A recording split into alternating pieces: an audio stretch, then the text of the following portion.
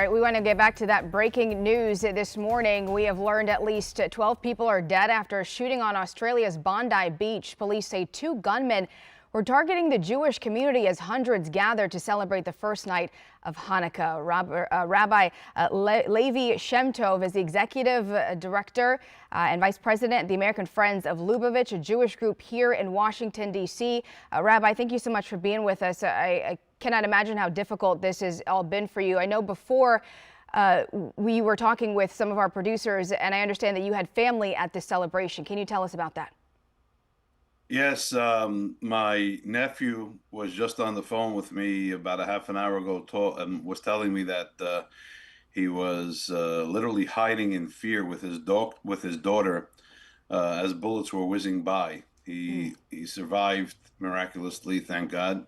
My sister-in-law had just left with her family 2 minutes before the shooter came and went to a different Hanukkah event where they immediately put the place into lockdown upon hearing the news of what happened in Bondi Beach.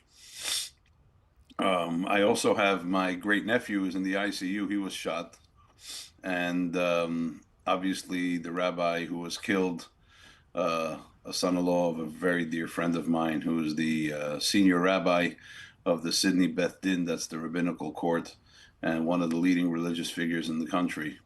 So the entire society there, the entire community is in mourning and in shock, actually.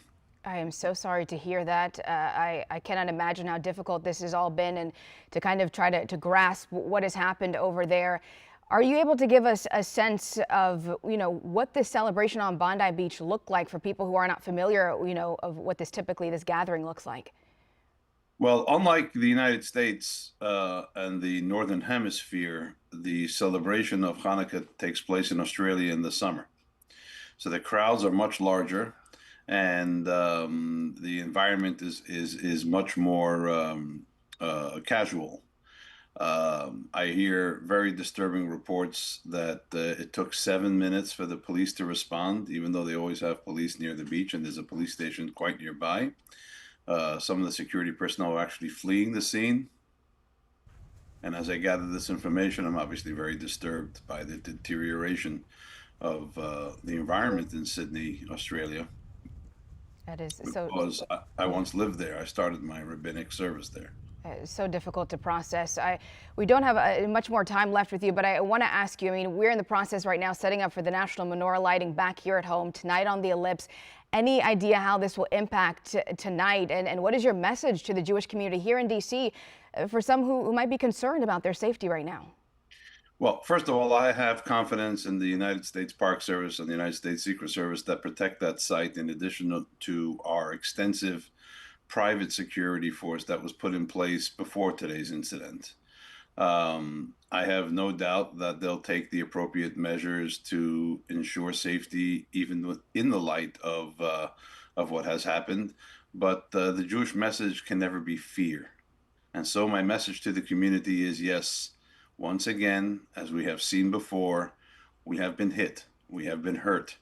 There are people who will try to eradicate us because that's been our story for the rest of our history. But we must always show strength and resolve and faith in God. That is what has carried us through the toughest moments of previous times. It's what's going to carry us forward now.